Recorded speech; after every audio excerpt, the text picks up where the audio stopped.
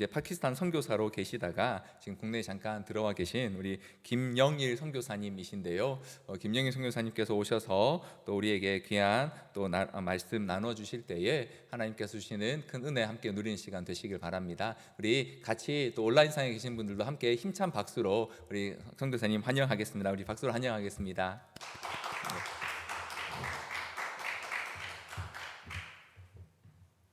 네, 감사합니다. 혹시 슬라이드가 준비가 됐나요? 네. 파워포인트 혹시 준비됐으면 띄워주셔도 될 것 같습니다. 반갑습니다. 소개받은 김영일이라고 합니다. 종종 이렇게 방문을 해서 또 이렇게 낯익은 얼굴도 계시고 또 이렇게 올 때마다 환영해 주셔서 너무나 감사하고요. 네, 저희 소개를 잠깐 하고 오늘 나눌 이야기들을 조금 나눴으면 좋겠습니다. 방금 소개받은 저는 우리 고양시 행신동에 있는 교회에서 파송을 받았습니다. 예수님교회고요. 인터서브라는 단체를 통해서 파송을 받았고요. 2009년에 1년 동안 파키스탄에서 지냈습니다. 그리고 2012년에 다시 들어가서 작년 7월까지 파키스탄 라호르 그리고 머리라는 지역에서 지냈습니다. 제 아내는 참 달란트가 많아요. 우리 또 긍휼도 많고 미술 전공을 했습니다. 그래서 라오르에 있을 때는 또 이렇게 미술 치료 상담하는 그런 사역들도 했었고, 또 감사한 것은 또 우리 리틀 덩키 프로젝트라는 작은 뭐라 그럴까요? 이렇게 바자회들을 계속 했었습니다. 또 감사했던 특별한 이유는 이 참여했던 이 친구들이 다 무슬림 친구들이었어요.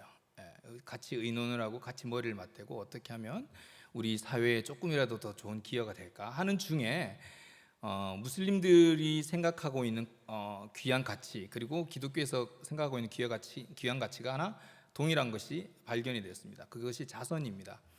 무슬림들이 생각했을 때 자선이라고 하는 것은 대부분 그냥 부자들이 자기 걸 그냥 뭐라 그럴까요? 이렇게 뭐 생색내듯이 내놓는 그런 걸 자선이라고 생각했었는데 아닌 거예요. 하디스라는 그 꾸란과 같이 이렇게 이슬람에서 귀하게 여기는 경전이 있는데 거기서 읽다 보니까 오른손이 하는 일을 왼손이 모르게 하라는 그 똑같은 말씀이 발견이 된 거예요. 그래서 서로 놀랐습니다. 그러면서 우리가 자선이라는 것을 할 때는 이렇게 귀한 마음으로 해야 되는구나. 그러면서 저희 아내도 성경에 드린 말씀이 있는데 우리가 같이 이야기를 해보자. 그러면서 자연스럽게 우리가 복음을 나누고 또 하나님의 나라를 나누는 그런 기회들을 얻게 되었던 것 같습니다. 그리고 파키스탄에서 한국으로 돌아오기 전 한 3년 동안에는 머리라는 북쪽 산악 지역에 있는 우리 선교사 자녀학교에서 미술교사로 섬겼습니다. MCS라는 학교인데요. 안타깝게도 학교는 이제 문을 닫았어요. 학생 수가 줄기도 했고, 그 다음에 선생님들을 이렇게 모집하는 것이 너무나 쉽지 않아서 그동안 계속 어려움을 겪다가 결국에는 문을 닫고 그렇게 되었습니다. 저는 커피 로스팅 사업을 했습니다. 지금도 하고 있고요. 우리 커피 로스팅 사업은 괜찮나요? 네, 우리 송영재, 강영재 저 다들 잘생겼죠 저기. 그 커피 생두를 수입을 해서 직접 볶아서 커피 레스토랑이나 무슨 커피숍에 판매를 하는 일들을 했습니다. 이 일들을 통해서 뭐 다양한 일들이 있는데 다 나누기는 어렵고, 우리가 하나님의 사업이란 것을 우리의 사업의 목표로 삼고 했을 때 우리가 예상하지도 못했던 그런 다양한 경험들, 그런 간증들이 있습니다. 우리 만났던 친구들이고 열심히 했던 것 같아요. 우리 지금도 하고 있고요. 네, 지금은 이태원에 있는 이주민과 난민을 위한 지원센터에서 같이 협력을 하고 있습니다. 저희들이 작년에 들어와서 조금 가정이 조금 어려움이 있었습니다. 그래서 아마 한국에서 당분간 짧게는 2년, 길게는 또 더 오랫동안 한국에 있게 될 텐데, 처음에는 이 사업이 원래는 우리 인터서브 선배 선교사가 시작한 사업이에요. 그래서 이제 아이들을, 한국에 와 있는 무슬림 이주민들을 돕는, 특별히 아이들이 갈 데가 없죠. 그 한국에서 심지어 태어난 아이들도 있는데 뭐 국적이 아프가니스탄이고 시리아인이긴 하지만 완전히 한국 아이들입니다. 뭐 한국말 잘하고 그런 친구들인데 돌보는 환경들이 너무나 어려워서 바라카 작은 도서관이라는 아이들 돌봄 센터로 시작됐던 것이 한 6, 7년 전이고요. 그렇게 시작을 하다 보니까 여성들이 모이게 되고 또 가족들이 모이게 되고, 그러면 자연스럽게 또 생활을 또 지원하는, 의료를 지원하는 이런 일들을 해 나갔었습니다. 그러면서 이제 최근 들어서 시작한 사업입니다. 이태원 라볶이라는 비즈니스를 시작했습니다. 왜 하게 됐냐면, 또 한국에 와 있는 많은 무슬림들이 여러 형태의 무슬림들이 있지만 특별히 이주민, 난민 자격으로 와 있는 사람들이 많아요. 외국인 근로자도 많겠지만 더 어려운 이런 사람들이 있는데, 이 사람들이 결국에는 한국에 와서 자리를 잡고 뿌리를 내리기 위해서는 뭐 아이들도 중요하지만 경제적인 독립, 경제적인 자립이 이루어지지 않고서는 결국에는 또 하나의 시한폭탄 같은, 어쩌면 우리가 불안한 요소를 가질 수 있겠다, 그런 생각이 들었습니다. 그래서 우리가 이 분들이 한국에서 정말 뿌리를 잘 내릴 수 있는 경제적인 자립을 돕는 일에 또 한 부분이라도 기여했으면 좋겠다, 그렇게 해서 비즈니스를 시작했습니다. 올 1월 달부터 시작을 했고요. 이태원 라볶이라는 밀키트를 만듭니다. 네, 그 밀키트를 만들어서 판매를 하고, 그 생산에 참여했던 우리 여성분들이 작게나마 그런 수익들을 가져가서 생활에 보탬을 되도록 그렇게 사용을 하고 있습니다. 저희 사역 소개는 이 정도로 하고요. 어이구, 죄송합니다. 이거 보여드리면 안 되는데. 한국 사람들이 스트레스가 많아요. 그래서 옥스포드에 있는 존 레드칼리프라는 병원에서 조사를 했습니다. 이 스트레스가 많은데 이 스트레스를 미리 알면, 짐작을 하면 좀 줄일 수 있다, 그런 게 조사가 나왔어요. 그래서 그럼 어떻게 하면 미리 이 스트레스가 얼마만큼 수위가 되는지를 좀 이렇게 조절할 수 있는 간단한 방법이 뭐가 있을까? 그러다가 이제 테스트를 하나 만들었습니다. 혹시 보신 분은 모르시는 것처럼 하고, 다음에 제가 사진 하나 보여드릴 텐데, 2마리의 동물이 나오는데요. 그 동물이 스트레스가 없는 분들은 똑같이 보일 거예요. 근데 스트레스의 정도에 따라서 그게 조금씩 다르게 보입니다. 뭐 색깔이 다르다든지, 뭐 크기가 다르다든지, 스트레스가 많은 분들은 심지어는 종류가 다를 수도 있어요. 자, 보십시오. 목사님 혹시 어떤 동물이 보이시나요? 소하고 돌고래, 다른 동물이 보이세요? 스트레스가 굉장히 많으신 겁니다. 네. 이 두 그룹에 있는 여성분들은 어떤가요? 두 그룹 다 머리부터 발끝까지 검은 옷을 입고 있습니다. 얼굴만 내놓고 있는 분들이고요. 왼쪽에 있는 분들은 누군가요? 수녀분들이죠. 또 그죠? 오른쪽에 있는 분들은 무슬림 여성분들입니다. 똑같이 검은 옷을 입고 있습니다. 자, 우리가 이슬람이라는 단어를 들었을 때, 무슬림이라는 단어를 들었을 때, 제가 지냈던 파키스탄이라는 나라를 떠올리셨을 때, 여러분 어떤 단어가 먼저 떠오르시나요? 뭐 이게 긍정적인 단어 혹시 있으신가요? 이슬람 그러면 뭔가 사랑, 평화 뭐 이런 단어가 있나요? 쉽지는 않을 겁니다. 이 두 그룹에 있는 여성분들 똑같은 검은 옷을 입고 있는데, 왼쪽에 계신 수녀분들을 보면서 떠올리는 단어들은 어떤가요? 청렴, 뭔가 봉사, 섬김, 사랑, 이런 단어. 반면에 우리 오른쪽에 있는 무슬림 여성분들을 보면서는 어떤 단어가 떠오르나요? 여성 억압, 왜 이렇게 답답하게 살까? 왜 저렇게 살까? 정숙함이란 단어는 공통적으로 떠올릴 수도 있을 것 같아요. 그런데 그 정숙이라는 단어가 주는 어감이 어떻습니까?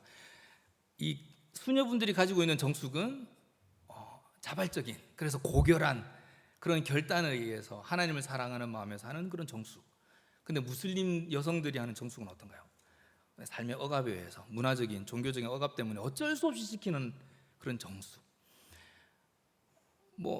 수녀분들이 여러분들의 삶에서 얼마만큼 그렇게 섬김으로, 봉사로 작동을 한 적이 있습니까? 똑같이 무슬림 여성분들이 얼마나 여러분들의 삶에 그렇게 부정적인 영향을 끼친 적이 있으셨나요? 혹시 우리 잘 없을 거예요. 특별한 경험이 없지 않은 이상은 또 우리 수녀분들이나 무슬림들을 잘 만나보지 못했을 겁니다. 그럼에도 불구하고 우리는 선입관을 가지고 있죠. 무슬림에 대한 그런 부정적인 시선, 그런 나쁜 선입관.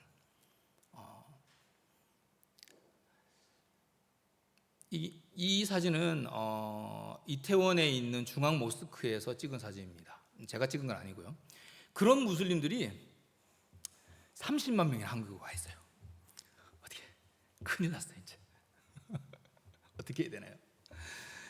자, 무슬림들을 보는 시선이 이렇게 부정적이라고 했습니다. 우리는 과연 무슬림들에 대해서 어떻게 봅니까? 우리가 무슬림들에 대해서 사랑하는 눈빛으로 보나요? 쉽지 않을 겁니다. 아마 대부분 이렇게 부정적인 시선으로 볼 거고요. 대부분 공격하는 시선으로 볼 거고, 더 안타까운 것은 그렇게 하나님의 사랑을 그렇게 적극적으로 실천을 해야 한다는 교회마저도 대부분의 교회들이 이 무슬림들을 향해, 특별히 한국에 와 있는 무슬림들을 향해 경계의 대상으로 보고요. 그리고 마치 퍼져서는 안 될 암 같은 존재로 그렇게 대하는 게 그런 모습들이 대부분입니다. 그리고 더 안타까운 것은 검증되지도 않은 자료들, 그런 뉴스들, 그리고 잘못된 꿀한 해석들을 가지고 와서 뭐 막 쏟아내는 거죠. 벌써 우리가 생각하지도 못했던, 특별히 만나보지도 못했음에도 불구하고 무슬림들은 벌써 만남의 대상이 아니고 구원의 대상 밖에 있는 사람들이에요.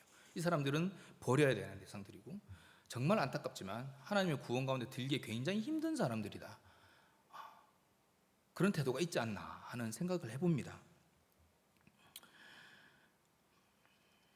오늘 저는 그런 무슬림에 대한 이해, 좀 더 정확하게 어떻게 이해하면 좋을까, 그리고 무슬림을 선교는 어떻게 하면 좋을까, 그런 이야기를 하러 온 것은 아니에요. 오늘 아까 읽었던 본문의 마가복음 2장과 3장은 예수님께서 이제 사역을 시작하시면서 이제 제자들을 모으고 본격적으로 이제 그동안 30년 동안 목수의 아들로, 그리고 목수로 사셨던 그 사명에서 이제 복음 전도자로서의 삶을 사시는 그 첫 단계, 첫 부분의 내용들입니다. 이제 뭐 전 유대인들의 그런 종교 지도자들, 뭐 바리새인들, 사두개파 사람들 할 거 없이 모든 그런 장로들, 종교적인 리더들과 각을 세우기 시작한 그런 때입니다. 오늘 나왔던 2장에 나와 있는 사건도 그 사건 중에 하나죠. 네. 세리들과 같이 식사를 합니다. 죄인들과 같이. 그때 바리새인들이 물어봅니다. 왜 당신의 스승은 그렇게 나라를 등진 세리들과 밥을 먹고 또 죄인들과 함께 식사를 합니까? 그때 뭐 제자들은 뭐 무슨 말을 해야 될지 모르고 있을 때 예수님께서 그 이야기를 합니다. 병든 자, 건강한 사람이 의인이 필요 없다. 그리고 의사는 병든 사람들에게 필요한 것이고, 나는 의인을 부르러 온 것이 아니고 이런 죄인들을 부르러 왔다. 그럼 명확하게 본인의 사명에 대한 이야기를 하십니다. 네, 그 사역에 대해서 정확하게 이야기를 하시는 거죠. 쉽게 말해서 당신과 같이 그렇게 잘난 체하고 의롭다고 말하는 바리새인들한테 내가 마음이 있는 것이 아니라, 나는 이 죄인이라고 말하는, 너희들이 정말 터부시하는, 차갑게 말하는, 따갑게 보고 있는 그 시선의 대상을 나의 사역의 대상으로 생각하고 나의 사명으로 생각하고 산다. 네, 그렇게 이야기하시는 겁니다. 아무도 그 편에 서지 않을 때 나는 이 사람들의 편이다라고 이야기를 하는 겁니다. 그 집이, 이 이야기를 할 때 그 집이 누구의 집인가요? 알페오의 아들 레위의 집입니다. 우리가 잘 알고 있는 세리 마태의 집이에요. 네. 마태가 이렇게 문을 열고 예수님과 함께 식사를 했지만, 아마 예수님께서 했던 이 고백, 이 이야기 때문에 더 강하게 내가 예수님의 제자가 되어야겠다고 헌신했지 않았나 하는 생각도 한번 해봅니다. 이때 제자들뿐만 아니라 여기 자리에 했던 세리들, 죄인들도 예수님과 동서가며 식사했던 것이 불편했을 겁니다. 왜냐하면 예수님이 얼마나 불편한 자리인지를 이것들도 잘 알고 있거든요. 왜냐하면 자기네들이 대하는 시선을 잘 아니까. 아까 앞서 봤던 것처럼 우리 한국에 와 있는 그런 무슬림들이 한국 사람들이 어떤 시선으로 자기를 보는지를 잘 알고 있어요. 제가 한 번씩 무슬림들, 모르는 사람들 그냥 지나가다 인사하면 벌써 경계부터 합니다. 이 사람 분명히 나에 대해서 안 좋은 선입관을 가지고 있을 텐데. 근데 제가 밝게 인사하면 금방 와서 막 소개해요. 물어보지도 않았던 가족 소개하고 뭐 이런 이야기를 합니다. 그러면서 그런 눈빛이에요. 당신은 뭔가 조금 달라요. 왜 저한테 그렇게 친근하게 대하죠? 저는 이 본문을 볼 때마다 한 번씩 그런 생각이 듭니다. 한국에 와 있는 무슬림들도 이렇게 세리와 같이, 죄인들과 같이 그런 따가운 시선을 받고 지냈었겠구나. 그리고 또 하나, 만약 가능하다면, 제가 만약 그런 역할이 만약 가능하다면, 제가 그런 사명이 감당이 된다면 예수님처럼 이 사람들과 함께 서 있고 싶다. 서 있는 것이 나의 사명이다. 그렇게 말을 한번 해보고 싶고 고백을 하고 싶습니다. 그 이후에 계속해서 예수님께서는 본인의 사명이 무엇인지 명확하게 드러내십니다. 마가복음 3장에는 또 그 사건이 나오죠. 예수님께서 얼마나 열정적으로 그 예전에 살았던 그 사명에서 다른 사명으로 옮겨 가셔서 지내셨는지 또 나오는 사건이 나옵니다. 무리들과 함께 막 지내고 예수님들이 제자를 모으기 시작하고 이제 막 그런 사역들을 해 나갈 때에 예수님의 친족들이 찾아옵니다. 그죠? 예수님 친족들이 찾아와서 예수님을 막 찾아요. 찾아오는 이유가 그겁니다. 왜? 예수님이 미쳤다는 소문이 들린 거예요. 보니까 뭐 그도 그럴 것이, 보세요. 불과 얼마 전까지만 해도 나사렛에서 목수의 아들로 잘 살았습니다. 본인이 또 스스로 목수로서 그렇게 잘 살다가 어느 날 보니까 막 사람들을 뭐 고쳤다는 소리도 듣고 뭐 몇백 명씩 몇천 명씩 모이는 집회에서 그런 일들을 하고 바리새인들과 싸우고 뭐 그런 일들이 일어나는 겁니다. 그러니까 가족들 입장에서는 너무 불안한 거예요. 지금 도대체 무슨 일인가 싶어 찾아온 거예요, 예수님을. 그래서 막 그 무리들 해집고 막 가는 사이에 그 제자들이 보고는 예수님한테 이야기를 합니다. 선생님, 지금 선생님의 형제 자매 그리고 어머니가 밖에서 계십니다. 그때 예수님께서는 그 답을 하시지 않고 질문으로 답을 하세요. 누가 내 어미고 내 형제냐, 내 동생이냐? 그리고는 또 본인 스스로 대답을 하세요. 누구든지 하나님의 뜻을 행하는 사람이 나의 형제고 나의 자매고 나의 어머니이다. 아마 그 대화를 듣고 있었을 때 당황하지 않은 사람들은 예수님밖에 없을 겁니다. 가족들이라고 데리고 왔던 제자들도 데리고 왔는데 누가 내 가족이냐 그러고 있죠. 가족들은 더 황당하죠. 아니 뭐 그때까지 며칠 전까지도 이렇게 가족으로 지냈는데 갑자기 누가 내 어미고 내 동생이냐 그런 이야기를 하시면서 하나님의 뜻을 행하는 사람 이야기를 하시는 겁니다. 정확하게 다시 말씀드리면 우리가 사명으로 삼고 있는 당신의 사명, 하나님의 뜻을 행하는 것, 그 사명이라는 것을 하는 사람, 그 사명을 행하는 사람이 나의 공동체, 나의 이 그룹 안에 내가 정말 코이노니아로 함께 사역하길 원하는 이 제자 그룹 안에 있을 것이다 라는 것을 에둘러서 표현하는 거예요. 자, 이 2장과 3장에 나오는 일들을 한번 제자의 관점에서 한번 보겠습니다. 처음엔 좋았죠. 처음에는 뭐 막 기적도 일어나고 사람들도 일어나고 뭐 재밌는 일 많으니까. 그리고 특별히 예수님께서 막 찍어서 데리고 갔던 제자들 있죠. 막 어부들 데리고 가고 마태도 데리고 가고 이러니까 본인의 그런 자부심도 막 생기고 이런 엄청난 일 가운데 내가 속했구나 하는 그런 생각이 들었을 겁니다. 정말 내가 아마 예수님 따라다니다 보면 또 한 자리 할 것 같아 뭐 이런 생각도 했을 수도 있고요. 그런데 시간이 지나면서 어떻습니까? 뭔가 조금씩 이상해요. 예수님이 하시는 행동이. 그렇죠? 아까 앞서 봤던 것처럼 바리새인들과 각을 세우기 시작하고 뭐 저기 문둥병자를 낫게 하고 죄인으로 정말 터부시하던 사람들을 낫게 만들고 그리고 제자들 스스로도 그 논란의 중심에 서게 됩니다. 금식을 안 하는 것으로 뭐 예수님도 변론하시고요. 그리고 안식일에 손 마른 자를 또 고치시고 급기야는 어떤가요? 양쟁정의 끝에 있는 그 바리새인과 그리고 헤롯 땅 당원이 결심을 해서 결탁을 해서 예수님을 죽이고자 그렇게 마음을 모을 정도로 그런 지경까지 이르릅니다. 네, 한번 보세요. 자, 이게 지금 바로 이제 바리새인과 헤롯 땅 당원이 같이 힘을 합쳤다는 것을 우리가 좀 설명을 쉽게 하면 우리나라에 큰 정당이 두 개, 뭐 여러 정당이 있지만 큰 정당이 두 개가 있죠. 열린무언당, 국민무언당이 있어요. 근데 그 정당 항상 다른 이야기를 합니다. 그죠? 어제까지는 내가 지지했던 안건인데 갑자기 이 정당에서 지지를 하니까 나는 싫은 거야. 이유는 없어. 왜? 그냥 싫어요. 왜? 저쪽에서 찬성하니까 나는 싫은 거예요. 그 정당 두 정당이 같은 의견으로 같은 안건을 내어서 같이 가는 겁니다. 본 적이 없어요. 저는 한 번 본 적 있어요. 몇 해 전에 아마 기억하실 거예요. 아마 시리아 난민들이 제주도에 왔었죠. 한 500명 정도가 왔었습니다. 그때 양 정당이 똑같은 기조로 이야기했습니다. 우리는 아직 받을 준비가 안 됐고 저 사람들은 난민으로 받으면 안 된다.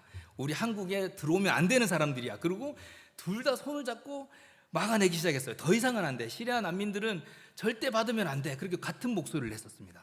완전 국민적인 대통합. 저는 2002년 월드컵 이후에 처음 봤어요. 어쨌든 그런 엄청난 그런 싸움 가운데, 정치적인 논란 가운데 그렇게 휩싸이게 됐고요. 만약에 뭐 제자들이 그냥 밖에 뭐 물사러 하나 나갔다가도 뭐 맞아 죽을 수도 있는 그런 상황이었습니다. 그리고 내부적으로는 어떤가요? 12명 제자들을 모았는데 이 사이에는 아까 마태와 같은 세리도 있고요. 열심당원도 있습니다. 시몬과 같은. 이 두 부류도 뭐 누구 못지않은 그런 앙숙입니다. 서로를 못 죽여서 날린 거죠. 한 명은 매국노라고 욕을 하고 한 명은 어떻게 시루도 지금 시대가 어떻게 흘러간지도 모르고 어떻게 로마에 협조 안 하고 사냐. 어부 친족 그룹도 있었죠. 그리고 우리가 직업은 알지 못하겠지만 그런 다양한 배경에 있는 사람들이 모여서 그런 군상들이 모여서 서로의 어떻게 하면 내가 큰 자리에 갈까, 내가 어떤 위치에 갈까, 그런 걸 고민하면서 모인 내부적인 그런 갈등이 계속 증폭되는 상황이었고요. 사람들은 계속 모이고 기적들이 일어나고 있었고 또 외부적으로 그런 압력들이 있었고요. 그런데 예수님께서 예수님의 친족이 왔을 때 또 뜬금없는 이야기를 하는 겁니다. 갑자기 누가 내 어미고 내 형제고 내 자매냐? 예수님도 아리까리한 상황에서 내가 지금 제대로 가는 게 맞나? 내가 과연 제자로서의 삶을 사는 게 맞나? 그러던 상황에서 예수님께서 사명에 대한 이야기를 하는 겁니다. 하나님의 뜻을 따르는 사람이 내가 함께하고자 하는 공동체다. 사명에 대한 이야기를 하시는 거예요.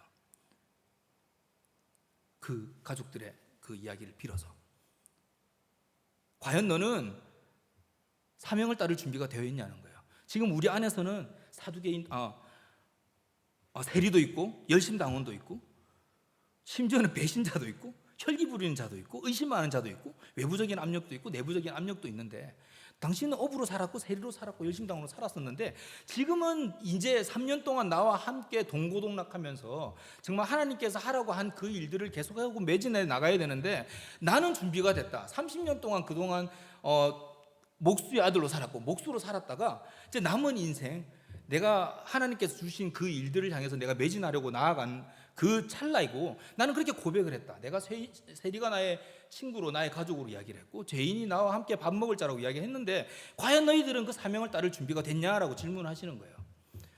사명에 대한 이야기를 하는 겁니다. 지금 혹시 슬라이드가 나오나요? 네. 지금 저에게 주신 사명은 만약 가능하다면 이렇게 밀키트를 잘 만들어서 판매를 많이 해서 수익을 많이 만들어서 이 무슬림 여성들이 조금 더 생활에 도움이 되게 하는 것이 저의 사명입니다. 그래서 이 앞치마를 입고 왔어요. 배 나온 거 가리려고 입은 게 아니고. 여러분들의 사명, 여러분들에게 모두 저처럼 이렇게 무슬림들을 위한 일을 하라, 이걸 사역으로 삼으라 그렇게 말하고 싶지 않아요. 만약에 여러분들에게 지금 당장 이태원에 와서 무슬림들을 막 상냥하게 웃음으로 밝은 웃음으로 대하라고 하면 굉장히 불편할 겁니다.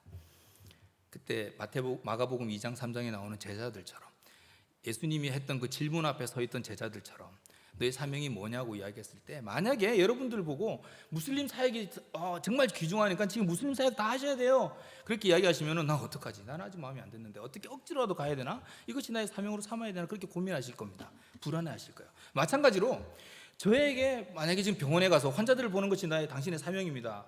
학생들을 가르치는 것이 당신의 사명입니다. 익숙치 않은 기계를 다루면서 이것이 당신의 업이고 당신의 사명입니다. 이 이야기를 하면 굉장히 불안할 겁니다. 왜냐하면 해본 적이 없었으니까요.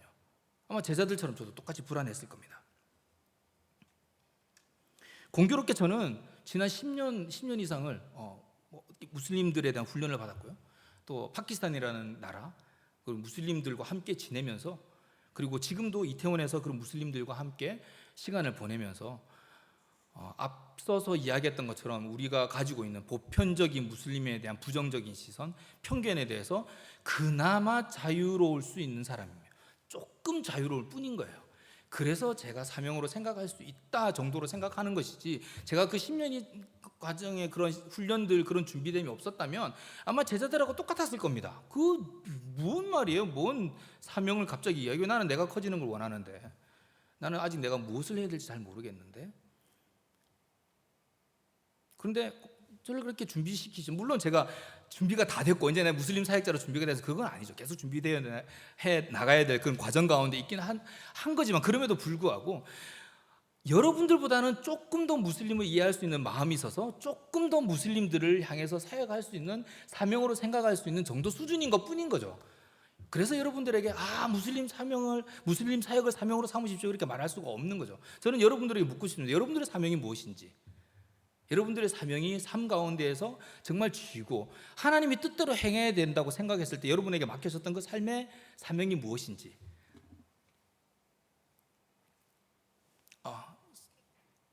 계속 띄워둬도 될 것 같습니다. 네. 이태원 라볶이 인터넷으로도 사실 수 있습니다. 네이버에 이태원 라볶이 치시면요 구매 가능하시고요. 3만 원 이상 하시면 무료 배송도 되고요. 제가 전단지를 좀 가져왔습니다. 가실 때 좀 가져가시고 주일날 좀 많은 홍보 부탁드립니다. 네, 여기서 우리가 이런 질문을 할 수 있습니다. 그러면 선교사님, 선교사님처럼 이렇게 뭐 특별한 뭐 이런 뭐 선교적인 사명을 가져야 되나요? 우리가 선교사가 되어야 됩니까? 지금 당장 그만두고 신학교를 가야 됩니까? 아니면 제자들처럼 이렇게 모든 걸 내려놓고 뭔가 더 헌신된 것 같은 특별한 일을 뛰어들어야 되나요? 아니면 예수님도 마지막 생애에 그렇게 피날레를 그렇게 복음을 전하는 전도자로서의 삶을 사셨는데 저 또한 그렇게 그런 특별한 사명, 뭔가 헌신된 사명을 쫓아서 살아야 되나요? 그런 질문을 하실 수 있을 겁니다. 이 사건은 예수님께서 우리가 돌아가시기 직전 3년의 그런 사역을 시작하시기 직전에 있었던 일입니다. 예수님께서 세례 요한이죠. 세례 요한이 잡혔다는 소식을 듣게 됩니다. 세례 요한이 누군가요?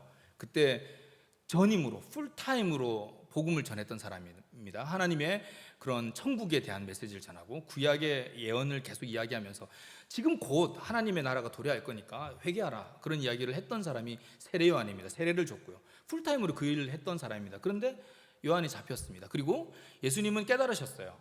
본인의 그런 사역이 그런 남은 시간이 한 3년밖에 남지 않았다는 걸 깨달으셨어요. 가정입니다. 가정입니다. 가정이에요. 가정.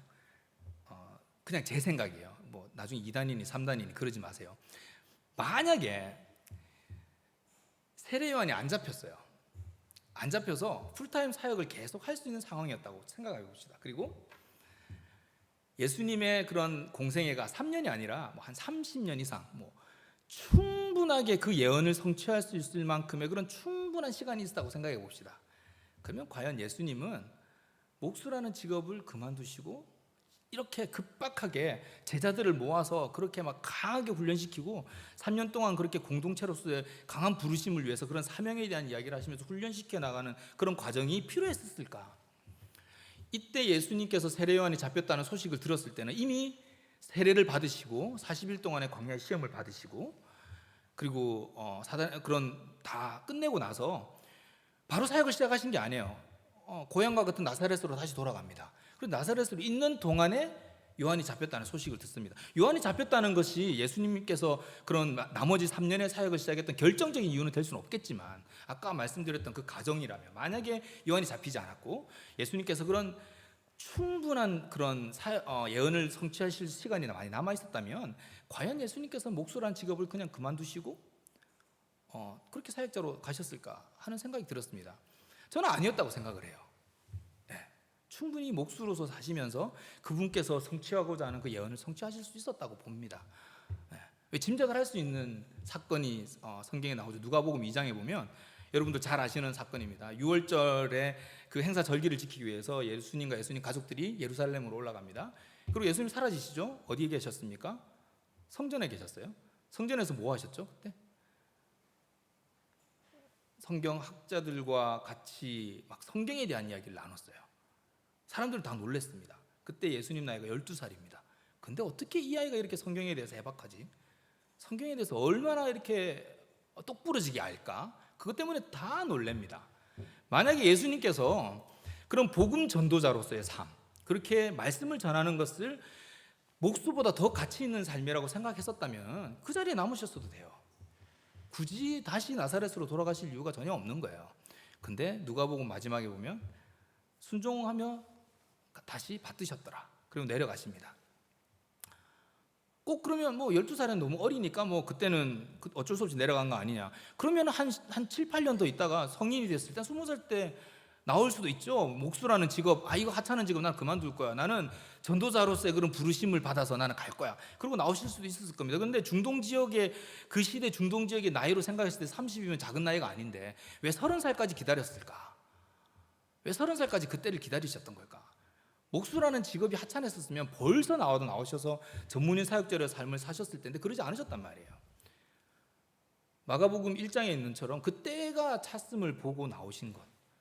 사명은 바뀔 수 있습니다. 제가 장담컨대 사명은 바뀔 수 있어요. 목수로서의 삶을 살 수도 있고 복음 전도자로서의 삶을 살 수도 있습니다. 사명의 경중은 없어요. 그 사명이 더 큰 헌신은 없고요. 그 더 큰 사명이란 건 없습니다. 선교도 마찬가지고요.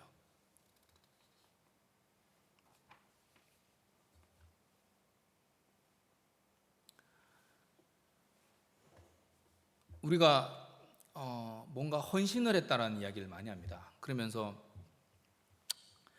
뭐 다음 단계, 그 다음 레벨 뭐 이런 생각들을 합니다. 그래서 제가 선교사로 헌신하고 파키스탄으로 나갔을 때 많이 들었던 이야기 중에 하나가 뭐였냐면, 아이고 선교사님의 헌신 정말 대단해요, 대단합니다. 저도 그런 줄 알았어요. 파키스탄이라는 나라에서 지내면서 한 번씩 한국에 들어와서 이렇게 이야기를 할 때면 어디 계신다고요? 파키스탄이요. 아이고 그 어려운 나라에 그 무슬림들 많고 그 때려 죽일 무슬림들 사는 그 나라에서 어떻게 그렇게 힘들게 사십니까? 저도 그런 줄 알았습니다. 저는 무슬림 사역이라고 하는 것에 굉장히 자부심이 있다고 생각했었어요. 한참을 지내고 나서 생각이 들었습니다. 과연 내가 헌신이라고 하는 것이 값어치가 있다면 예수님께서 나를 위해서 돌아가셨던 그것을 헌신으로 환산을 한다면 그 무게는 얼마나 될까? 부끄럽죠. 말도 안 되게 부끄럽습니다. 헌신의 경중은 없어요. 따질 수가 없습니다. 우리에겐 사명만 있는 겁니다. 선교도 마찬가지입니다. 선교가 우리 교회의 사명이 되어서는 안 됩니다. 선교는 예배가 존재하지 않기 때문에 존재할 뿐인 거예요. 선교는 예배를 위한 마중물일 뿐인 겁니다. 여러분들의 삶이 선교고요. 여러분들의 삶이 사명이에요. 여러분들 삶 가운데에서 하나님을 풍성하게 누릴 수 있는 그 방법들을 찾고 고민하셔야 됩니다. 제가 어줍지 않은 지식과 어줍지 않은 경험으로 무슬림들을 나의 사명으로 삼고 싶다고 고백하는 것처럼 여러분들이 계속 고민하고 고백했으면 좋겠습니다. 내 삶 가운데 부르신 사명은 도대체 뭘까? 내가 하나님의 뜻을 따라 살면서 그 하나님의 공동체 가운데 들어가서 그 하나님의 가족과 같은 그 공동체의 평안을 누리며 그 기쁨을 누리며 살고 싶은 그 사명, 도대체 나에게 부으신 그 사명이 뭘까? 그것을 생각하는 여러분들이 됐었으면 좋겠습니다. 그냥 뭐 특별한 사명 이런 거 찾지 마시고요. 하나님께서는 여러분들을 삶의 현장으로 부르셨고요. 거기에서 정말 다이나믹한 예배를 하도록 부르셨습니다. 그러면 우리가 삶에서 예배를 드리기 위해서는 어떻게 해야 될까요? 뭐 다양한 것들이 있겠죠. 가장 쉽게 생각할 수 있는 것이 뭐 출근하기 전 한 30분 전에 일찍 가서 성경 읽고 기도하고 또 찬송하고 시시때때로 우리가 복음 전하고 필요합니다. 필요한 도구예요. 하나님께서는 그렇게 하라고 명령하셨고 우리가 시간이 될 때마다 그런 일들을 해야 됩니다. 그런 전통적인 그런 복음을 위한 일들을 또 우리가 열심으로 해야 합니다. 그러나 우리가 간과하고 있는 것이 있습니다. 우리가 가지고 있는 그 복음은 엄청나게 큽니다. 여러분들이 가지고 있는 복음이 얼마나 큰지 한번 생각해 보십시오. 그 복음의 확장성과 그 운동력은 우리가 상상할 수 없을 만큼 어마어마합니다. 우리가 가지고 있는 그런 편협한 그런 예배의 도구들, 그것만으로 예배를 다 판단할 수 있다, 다 드릴 수 있다, 그 하나님의 복음을 다 표현할 수 있다, 그렇게 생각하지 마십시오. 여러분들의 삶을 통해서 충분히 할 수 있습니다. 여러분들의 구별됨을 통해서도 하나님을 예배할 수 있고요. 불의를 보지 않고 불의와 함께 기뻐하지 않는 것으로도 하나님을 예배할 수 있습니다. 여러분의 전문성, 여러분의 탁월성을 통해서도 하나님을 예배할 수 있습니다. 세상은 다 외면하지만 우리가 의지적으로 할 수 있는 그런 긍휼함을 통해서도 하나님을 예배할 수 있어요. 하나님이 여러분들에게 주신 그 달란트를 간과하지 마십시오. 여러분들이 차고 있는 그 앞치마가 정말 삶에서 드려야 될 정말 예배의 코드이고 키이고 정말 필요한 그런 도구입니다. 그 속에서 정말 세상이 놀랄 만한 그런 다이나믹한 예배를 하시기를 다시 한번 당부드립니다. 분명히 그렇게 부르셨어요. 이 시간 우리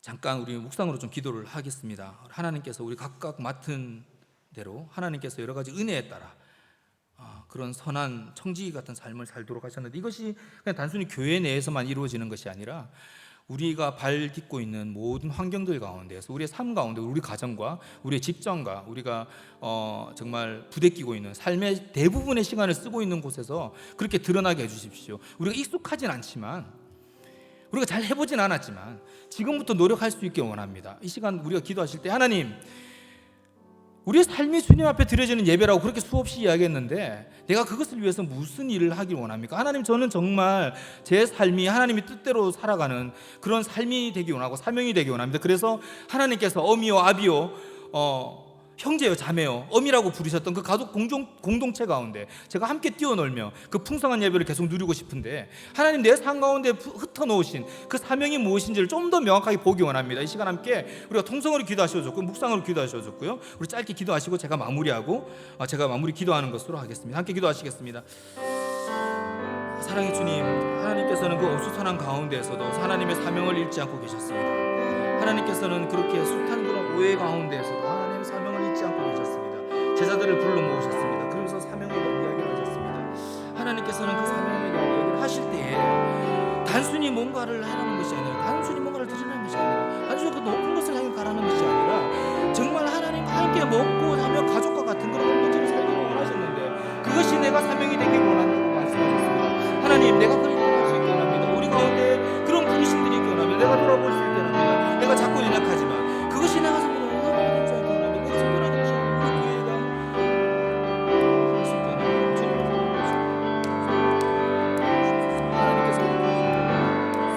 하나님 그런 부르시옵소서. 주여 부르시옵소서. 하나님이 그런 부르신 가운데 올 수 있는 걸 우리 생각할 수 있게 원합니다. 주님, 아버지, 오 주님, 아버지, 자식의 수 있는 것 우리 눈들을 보시기 바랍니다. 오 주여, 주님,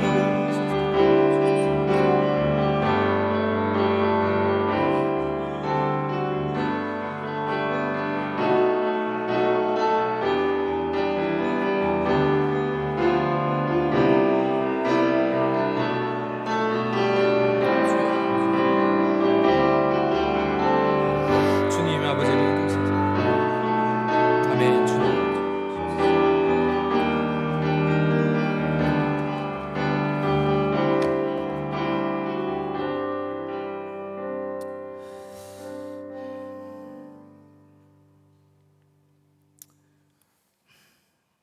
사랑의 주님, 감사합니다. 우리를 전적인 은혜로 구원하심으로 인해서 감사드립니다. 우리가 아무 공로 없고 우리가 아무로 드릴 대가가 없음에도 불구하고 이미 하나님께서는 미리 계획을 하시고 우리를 그 구원의 일들 가운데 넣으시고 하나님의 아들로 그리고 함께 떡을 떼며 포도주를 나누는 그 형제요 자매요 어미로 부르셨습니다. 하나님, 우리가 하나님께서 맡기신 그 사명을 감당하기 원합니다. 그 이전에 우리가 하나님 볼 수 있게 원합니다. 우리 삶 가운데 뿌려놓으신 그 사명을 더 뚜렷하게 볼 수 있게 원합니다. 우리가 사명이라고 생각하면서 너무 뜬금없는 이야기를 하지 않기 원하고 너무 동떨어진 이야기를 하지 않기 원하고 정말 내 삶에서 죽으셨던 그 예수 그리스도를 생각하면서 나를 변화시키기 위해서 죽으셨던 예수 그리스도의 그 행적들을 생각하면서 내 삶에 직접적으로 운행하셨던 예수님의 사랑을 생각하면서 내 삶 또한 내 모든 영역 또한 하나님 앞에 드려지는 제사가 되게 하고 산 예배가 될 수 있기를 다시 한번 당부드립니다. 우리가 계속 그런 고민을 해나갈 수 있기 원합니다. 멈추지 않고 해나가기 원합니다. 그래서 우리의 삶이 더 풍성해지고 우리의 삶이 하나님을 향한 그 예배로 더 풍성해질 수 있기를 다시 한번 구합니다. 사랑합니다. 주님, 예수님의 이름으로 기도드립니다. 아멘.